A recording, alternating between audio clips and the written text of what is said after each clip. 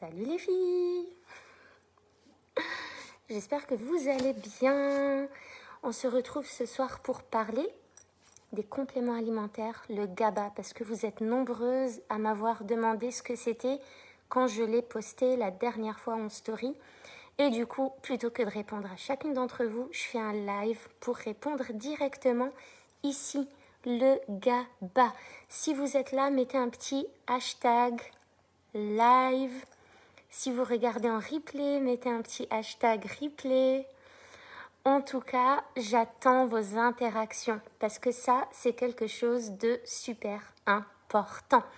Par rapport au coaching, quand vous venez en coaching avec moi, la première chose qu'on fait, c'est un bilan global concernant vos neurotransmetteurs, le fonctionnement de votre cerveau, votre profil dominant, vos carences.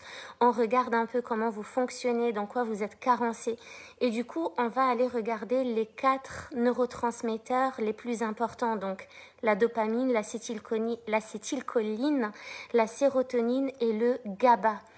Le GABA, pourquoi? Parce que comme j'accompagne essentiellement les femmes à haut potentiel, toutes ces personnes, 100% de ces personnes sont carencées en GABA.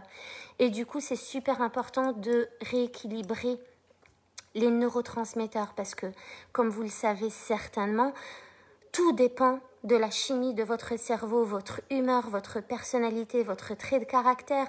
Si vous vous sentez fatigué, si vous vous sentez anxieuse, si vous vous sentez dépressive ou déprimée, peu importe, souvent, il suffit d'un rééquilibrage de la chimie du cerveau. Hey Lucie, yes! Le GABA, la sérotonine pour le cerveau, oui! Dis-moi Lucie, si tu prends certains de ces compléments alimentaires ou si tu as eu affaire à ce genre de choses, si tu as eu des prises de conscience par rapport à ça, je suis curieuse de savoir. En tout cas, souvent, et c'est ça que j'ai envie de vous dire, souvent, avant d'accepter de prendre des médicaments ou des trucs de ce type, souvent il suffit de ça en fait. Il suffit de rééquilibrage de vos neurotransmetteurs. Et ça suffit souvent à rééquilibrer votre organisme, votre humeur, votre fatigue, votre personnalité, même votre perception des choses, votre façon de voir les choses. Donc le GABA, c'est quoi? C'est l'acide gamma-aminobutyrique, d'accord? Donc en fait, lui, il contrôle tous les autres neurotransmetteurs. Donc vous imaginez que si vous êtes carencé en GABA, vous inhibez votre cerveau. Votre cerveau est automatiquement inhibé. Donc, il a un impact direct sur votre personnalité. Il a un impact direct sur la gestion du stress, comment vous gérez le stress. Et du coup, vous allez être irritable, vous allez être anxieuse, vous allez être nerveuse et vous allez même avoir, dans certains cas, une arythmie cardiaque. Donc, c'est vraiment la base de la base de la base pour rééquilibrer un peu le tout. Et ensuite, vous pouvez vous pencher sur les autres neurotransmetteurs. Mais en tout cas, quand vous venez en coaching, on fait un test et on regarde là où vous avez des carences sévères et là où vous avez des carences légères ou modérées. Et généralement, juste par un changement de l'hygiène de vie, de l'hygiène alimentaire, vous pouvez déjà avoir un impact sur votre cerveau. Mais souvent, juste en prenant le GABA, pas tout le temps, sur quelques semaines, le temps que vous réaugmentez votre taux de glutamine et que vous refavorisiez la production de GABA, la production naturelle, donc par votre cerveau lui-même, ça suffit largement à changer votre vie. Donc, l'un des premiers signes de la carence, du manque de GABA, c'est l'instabilité et les problèmes physiques qui se succèdent, qui sont consécutifs. Et vous avez aussi souvent un ralentissement du transit intestinal. Et ça, c'est des choses qu'en général, les médecins n'arrivent pas à détecter comme ça. Ils n'arrivent pas à diagnostiquer quelle est l'origine du problème. Donc souvent, c'est juste ça en fait. Donc pourquoi ne pas essayer quelque chose de naturel de ce type plutôt que de devoir prendre des médicaments souvent à vie pour pas grand-chose. Il faut savoir aussi que plus la production de GABA diminue, plus votre système nerveux va s'emballer et plus vous allez devenir anxieuse, plus vous allez rentrer dans des états d'angoisse et d'anxiété. Donc c'est aussi dû à ça. Les personnes qui ont un profil GABA, c'est-à-dire un profil naturel GABA, dont le cerveau produit naturellement du GABA. Ces personnes-là, évidemment, ne doivent pas être carencées en GABA. Si votre profil dominant, c'est le GABA, vous ne devez pas être carencé en GABA. C'est ça, en fait, qu'on va aller voir. Si votre profil dominant, c'est la sérotonine, vous ne devez pas être carencé en sérotonine. En gros, vous ne devez jamais être carencé dans votre profil dominant. Donc, on évalue un peu tout ça et on voit les personnes qui ont un profil GABA, donc un profil dominant GABA. Et si vous êtes cool, peut-être qu'un autre jour, je vous parlerai des autres neurotransmetteurs. Mais aujourd'hui, on se focalise sur celui-ci, d'accord? C'est des personnes qui vont être dans un état naturel de surexcitation, ce qui fait qu'elles ne vont jamais être inefficaces. Quand vous avez un profil GABA, ça empêche l'inefficacité. Donc, vous êtes dans une... dans une surefficacité en fait, une surproduction, une surperformance, tout le temps. Vous êtes du coup des personnes sur qui on peut compter. Donc vous voyez comment ça impacte votre personnalité. Vous êtes une personne sur qui on peut toujours compter, vous êtes une personne que les problèmes n'atteignent pas.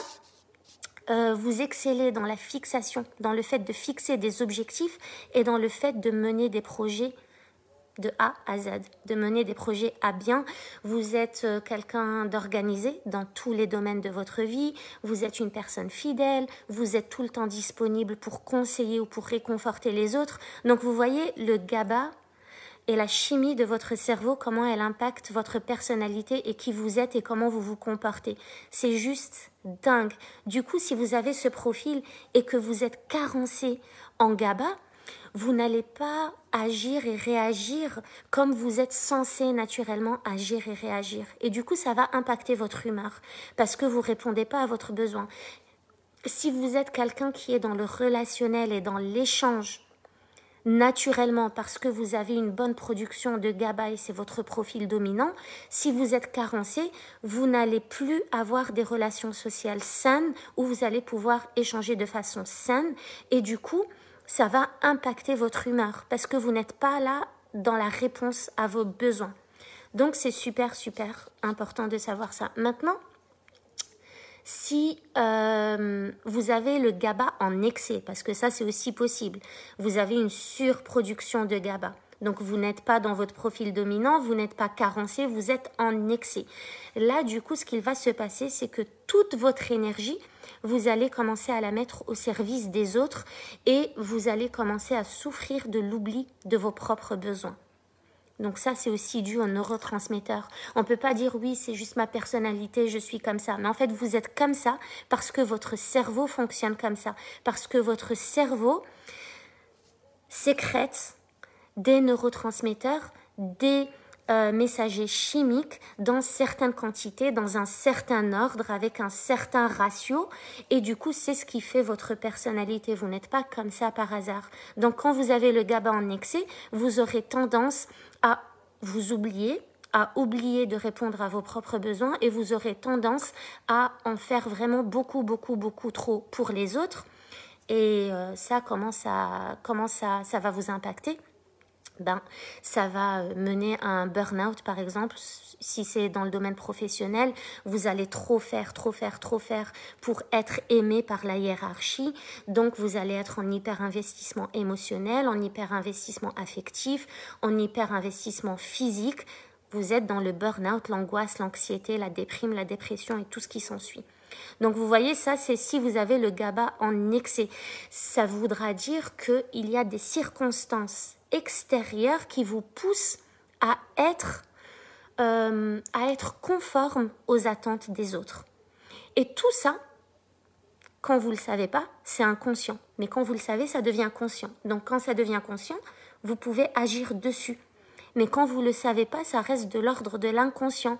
Et vous rentrez dans des spirales infernales où vous ne savez pas ce qu'il vous arrive, vous ne savez pas pourquoi vous êtes comme ça, et puis ça rentre dans un cercle vicieux où vous vous faites du mal, alors que c'est juste dû à un rééquilibrage alimentaire, à une hygiène de vie à rééquilibrer, à un rééquilibrage de tous les composés chimiques de votre cerveau. Donc, focalisez-vous bien sur les 4 neurotransmetteurs les plus importants, acétylcholine, dopamine, sérotonine et GABA. Et GABA, c'est vraiment la base parce qu'il contient tout en fait. Et comme c'est lui qui gère le reste, du coup, en rééquilibrant juste ça, ben, ça va impacter la sécrétion des autres messagers chimiques. Je vous donne quelques pistes au cas où, si vous êtes sacrément carencé. C'est pas l'éducation qui formate dans ce sens. C'est-à-dire, Lucie, dis-moi, j'ai pas trop compris la question. L'éducation, qu'est-ce que tu veux dire par là?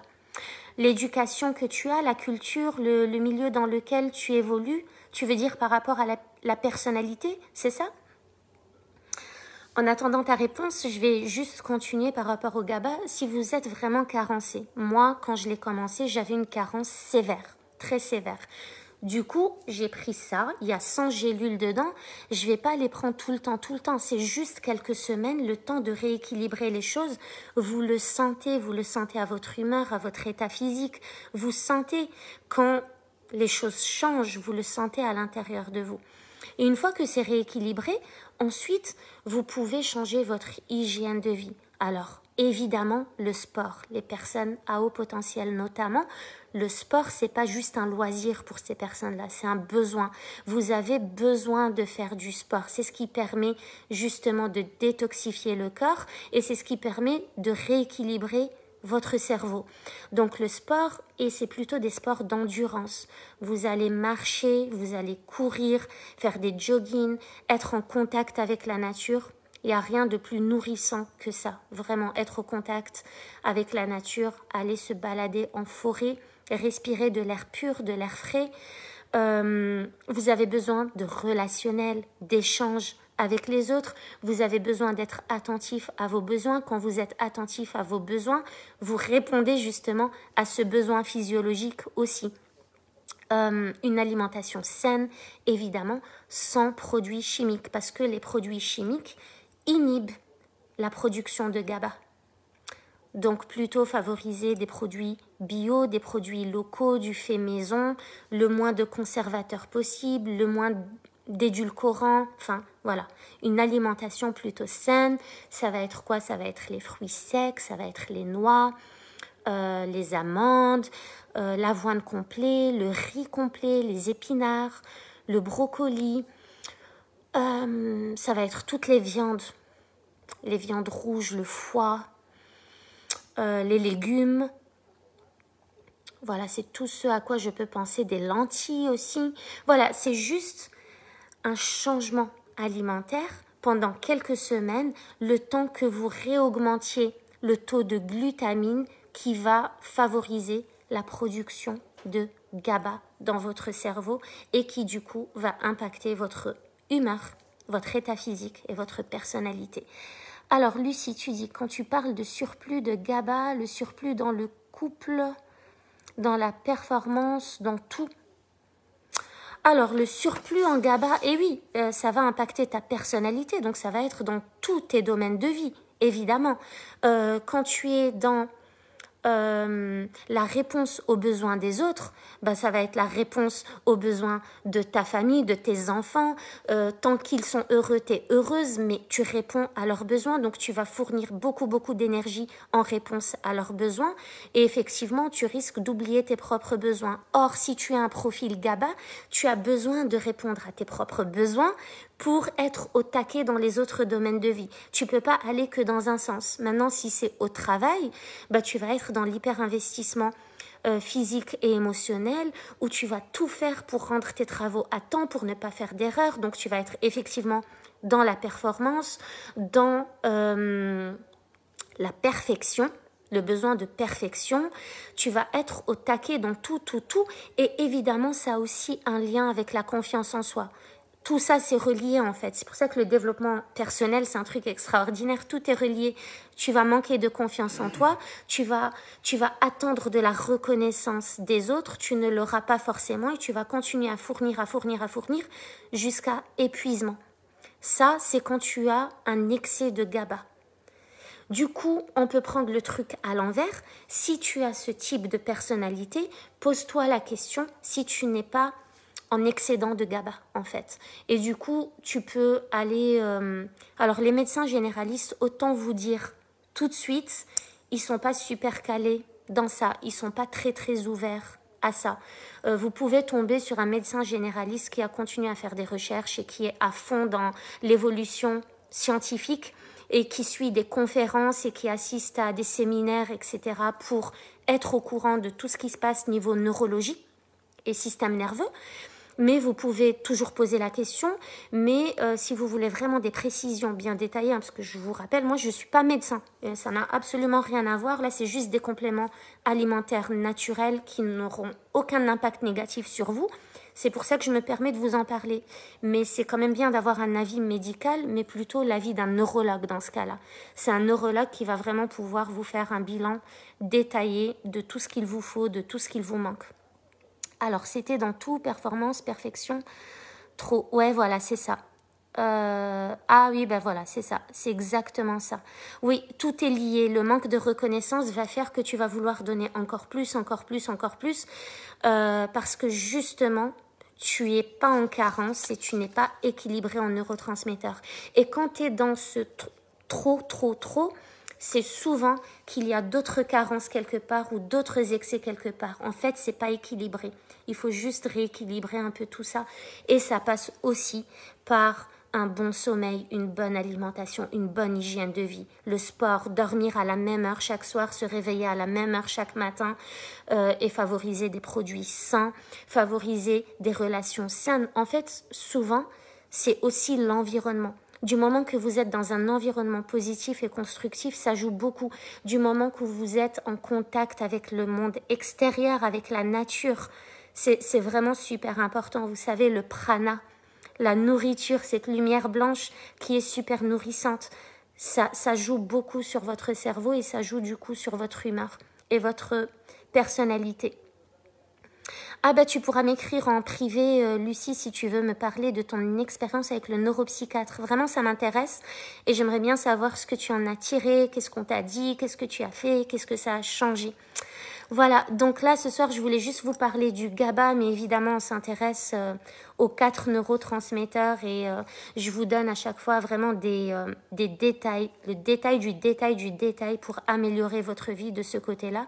Et ça change des vies, en fait, ça change des vies. Parce que quand vous êtes extra carencé, que vous êtes dans un état de dépression et que vous allez voir un médecin et qu'il vous met souvent, je parle des femmes à haut potentiel généralement, qu'il vous met sous Ritaline parce que tout ce qu'il veut, lui, c'est inhiber justement votre cerveau surefficient, ben, moi je trouve pas ça cool parce que finalement on va pas voir la base de l'origine du problème. Et souvent la base de l'origine du problème, c'est juste le cerveau, c'est juste le rééquilibrage chimique et neurobiochimique. Voilà.